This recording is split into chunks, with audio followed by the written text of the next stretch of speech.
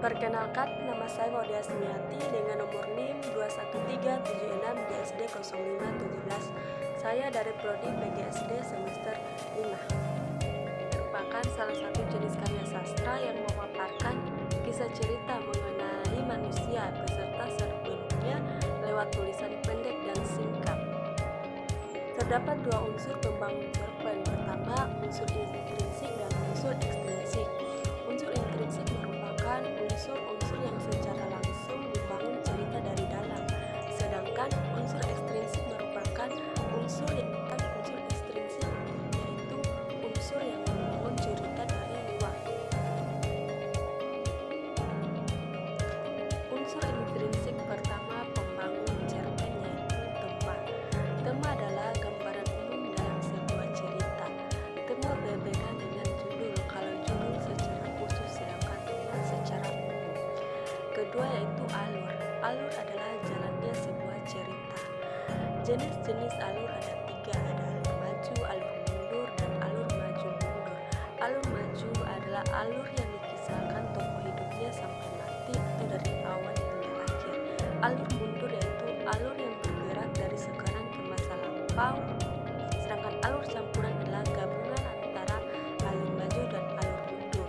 Contohnya dari dewasa ke masa lampau, kemudian ke masa sekarang. 3. Latar atau setting. Ada 3 jenis latar. Pertama, latar waktu, yaitu kapan terjadinya, apa siang, entah sore atau malam. Kedua, latar tempat, contohnya seperti di rumah, di sekolah, atau di pasar yang menggambarkan tempat terjadinya sebuah cerita.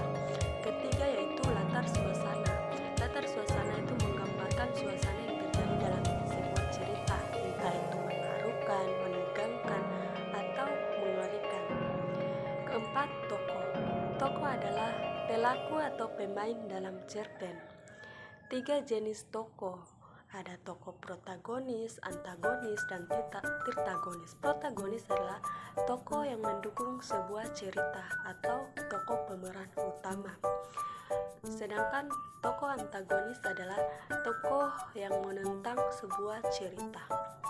Kemudian tokoh tirtagonis, pelengkap atau pendamping. Unsur intrinsik selanjutnya itu penokon. Penokon adalah watak atau sifat dari seorang tokoh. Keenam yaitu sudut pandang. Sudut pandang di sini yaitu cara pengarang menempatkan diri dalam sebuah cerita. Sudut pandang orang pertama menggunakan aku, dan sudut pandang orang ketiga menggunakan dia atau nama orang. Ketujuh, amanat. Amanat merupakan pesan moral yang disampaikan oleh pengarang kepada pembaca. Amanat dapat disampaikan secara tersirat maupun tersurat. Amanat yang disampaikan secara tersirat di sini di mana pengarang pembaca harus memaknai maksud dari pengarang, amanat apa yang disampaikan pengarang. Sedangkan yang secara tertulis yaitu di mana pengarang menggambarkan secara langsung amanat yang baik masuk dalam unsur ekstrinsik membangun novel. Unsur ekstrinsik yaitu unsur pembangun yang berasal dari luar cerita. Nah, unsur-unsur tersebut terdiri dari pertama, latar belakang pengarang, terdiri atas biografi, kondisi psikologis, latar belakang pendidikan, dan daerah asal, serta paham sastra yang dianut. Unsur kedua itu latar belakang masyarakat, dipengaruhi beberapa faktor yaitu kondisi ekonomi, kondisi sosial, politik, dan ideologi negara. Ketiga, nilai-nilai dalam karya sastra merupakan nilai kehidupan yang terdiri atas nilai moral, yaitu nilai yang mengatur baik buruk, nilai religius berkaitan dengan keagamaan, nilai budaya yang berasal dari budaya setempat yang dilakukan secara turun-temurun. Kemudian nilai sosial, yaitu nilai yang mengatur antara individu satu dengan yang lainnya, serta nilai estetika yaitu nilai keindahan. adalah sebagai berikut. Pertama, yaitu fungsi rekreatif. Fungsi rekreatif yaitu sebagai sarana penghibur bagi para pembaca. Kedua, yaitu fungsi estetis. Fungsi estetis yaitu sebagai nilai estetika atau keindahan yang ada pada cerpen sehingga memberikan kepuasan kepada pembaca. Fungsi ketiga yaitu fungsi didaktif. Fungsi didaktif yaitu sebagai pemberi pelajaran atau pendidikan yang akan bermanfaat bagi para pembaca. Keempat, yaitu fungsi moralitas. Fungsi moralitas yaitu sebagai nilai moral berdasarkan isi cerita untuk mengetahui baik buruk yang disampaikan penulis kepada para pembaca. Kelima, yaitu fungsi religiusitas. Fungsi religiusitas yaitu sebagai pemberi pelajaran yang religius yang nantinya bisa dijadikan sebagai contoh baik oleh pembaca. Meskipun cerpen hanya memiliki kisah cerita,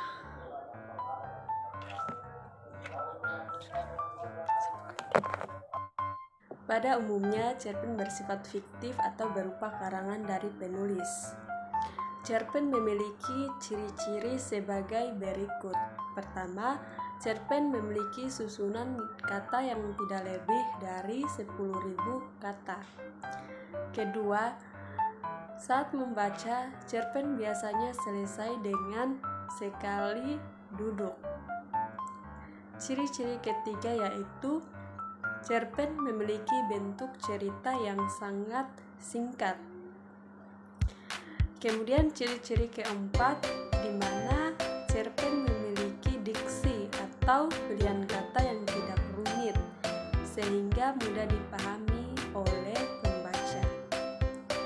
Ciri-ciri kelima yaitu cerpen hanya memiliki alur cerita tunggal atau satu jalan cerita saja. Ciri-ciri berikutnya, kisah cerita pada cerpen biasanya berasal dari peristiwa dalam kehidupan sehari-hari. Karakter pada tokoh cerpen sangat sederhana. Kemudian ciri-ciri berikutnya, di akhir bagian biasanya terdapat pesan moral yang sangat mendalam sehingga membuat pembaca ikut merasakan kisah pada cerpen tersebut.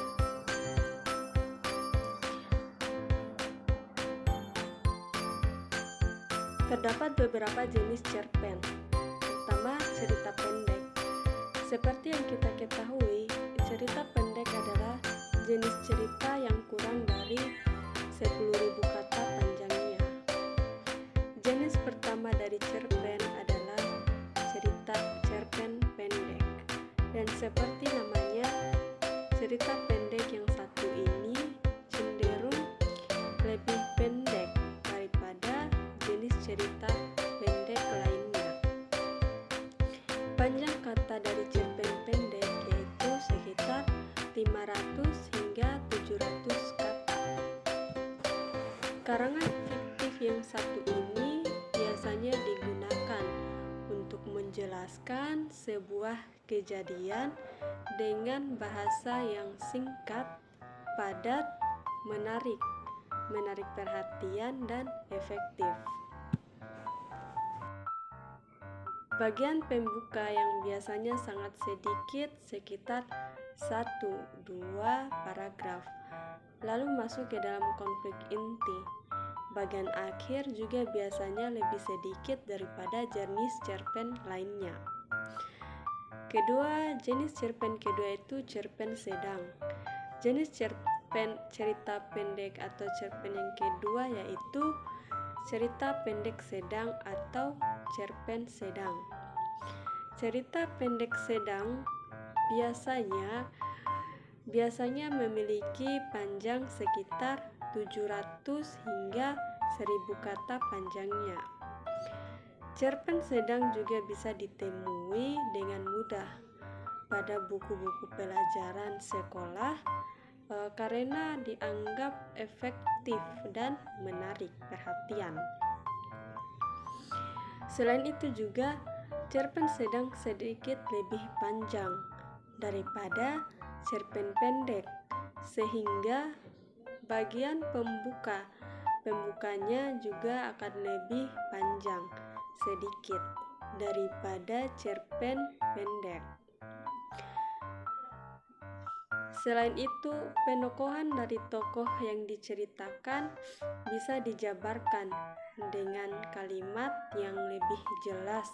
Tak hanya itu, cerpen sedang biasanya digunakan untuk menjelaskan cerita dengan lebih mendetail.